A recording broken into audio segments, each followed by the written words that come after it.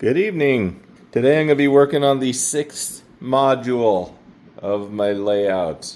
As in this corner right here. This is a transitional module where the track is going to come off of the downtown module and then do a turn and then go into what will be the yard. So I also want this module to be an extension of the downtown area, so that'll be mostly this area right here.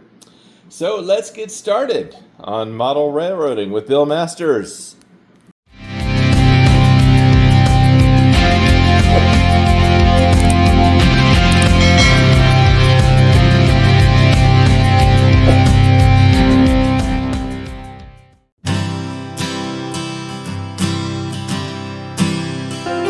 I do have a general idea of what I want to happen on this module going into this. I know that the track is going to have to do a kind of loop around following. So I've got to see this green line that I've got. This is a 19-degree radius. And it's got to come out there. So I had originally saved this piece off of my old layout, and I wanted to reuse it. I'm just not really thinking that it's going to work out. So I might, just set that aside and build here completely from scratch. Retrieved another section of foam off the old layout to put on the new layout.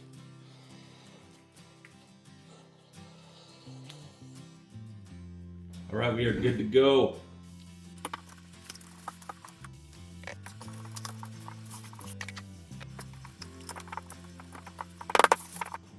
All right, I'll set some heavy stuff on top of it, and then I'll give it some time to dry.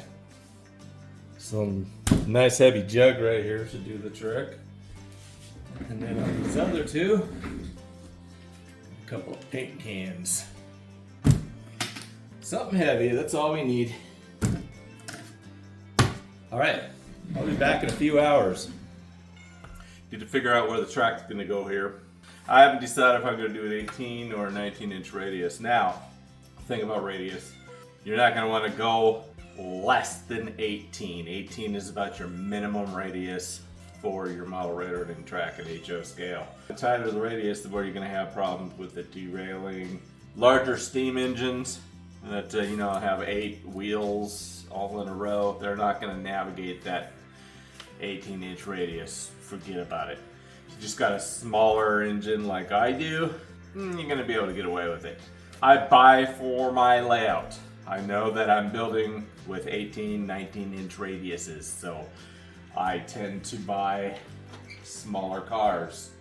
Passenger cars are another good example. Now you can see that one pretty clearly. This passenger car is so long when it goes around this radius that the center of it is almost off the tracks completely, and you've got the track sticking out on that side. That is just unrealistic, and you're gonna have a problem with the way the other car is joining behind it. That is sticking out, that coupler is sticking out so far that it's likely that you're gonna have the cars decoupling on you. I buy these smaller passenger cars. They're not as common. Most of the ones that you buy are longer like this, and that is actually more the scenario in the real world. But they do have these smaller passenger cars, and if you buy these, then you can get away with having these tighter radiuses, and you're not going to have a problem with decoupling. See, it's holding on to that other car just fine. And it looks a little more realistic around the curve. So to mark out your radius, here's how you can do it. I'm going to tie a loop on one end of the string here. I'm going to tie it around my pen. Cap on that while I'm hitting the other side. So I'm going to measure out 18 inches. I'll go to about 20 there and I'll snip that off. Alright. So now, 18 is about right there. Tie that around a pin here. Okay, Alright, so now take this pin and I'm gonna find a good spot. Let's see, so the center radius is probably gonna be, so my track's gonna wanna go straight here, and then it's gonna wanna do it up like about like that. So I think about my radius center will be about right here. Let's see where that comes. It's a little far, I don't like that. So I do about right here. Okay, I'm gonna mark it.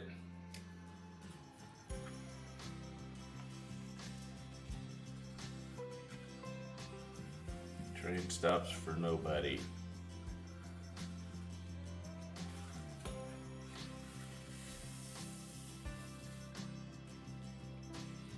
Okay. All right, so I've outlined my plan, and if you've seen my videos, you've seen me do this before. So there's no point in me talking through the rest. I will, let's just cue the music and roll with it.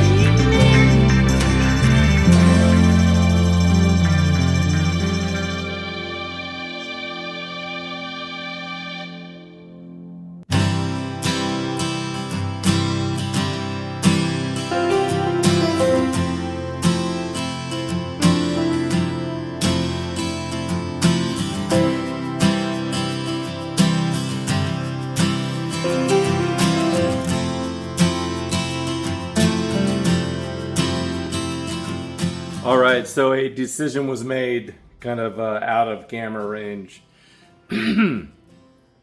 So I decided that for this waterway right here that comes off the waterfall, that I was going to go ahead and make the water continue along here.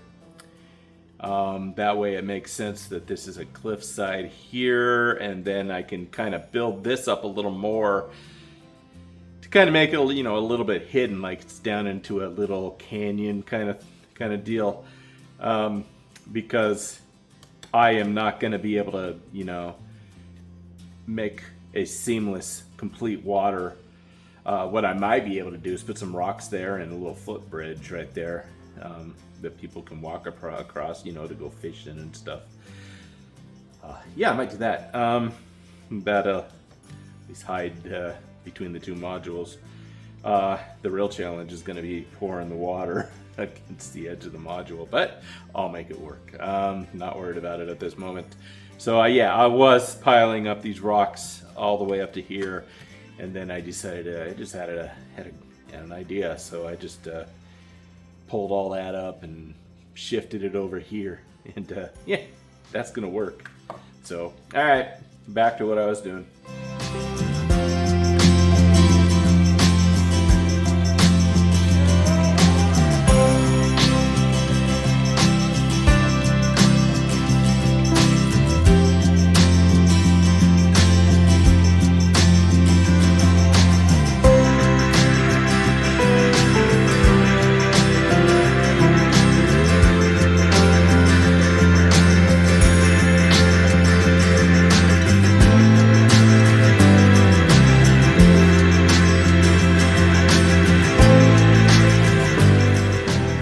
So for this corner here, I think I'll just build it up.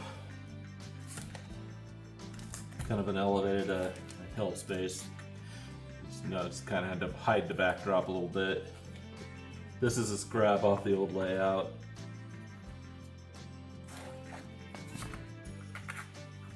Whoops. I didn't invent this process. I watched a video from Martin Welberg. He had a video on how to do this, and ever since, that's how I've been building my hills and my mountains. What I have here is an old motorhome couch.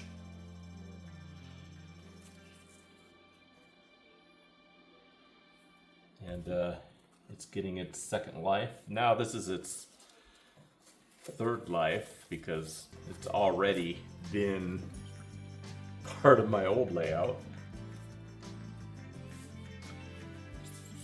Inside of a mountain that I tore out.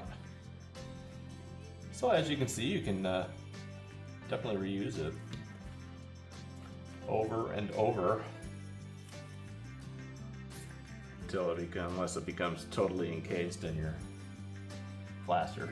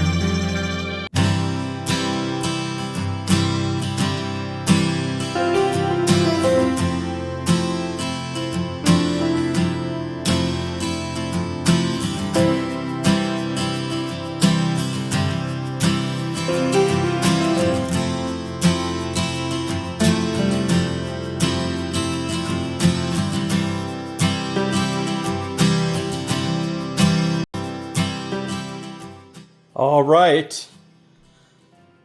There it is, the 6th module. All finished, so basically everything on this side is about ready to receive track and wiring, which is I'm really looking forward to. But first things first, gotta prep the tables, gotta get everything, gotta lay the foundation. And so that's what I did today. That's going to give me a little room to expand that town out a little bit. And then, of course, this being the path that the track's going to take. We'll meet up there and then on to, well, this disaster of a table for now, which will eventually be the yard. And it's going to be too deep. There's another table, which I'm actually using as my desk right now. But anyway, yeah. So probably hit that next week, and then probably, hopefully, within 2 weeks, I will have all of the groundwork done. So anyway, all right, I'm going to end this video now. And thanks for watching. I will see you next week. Have a good night.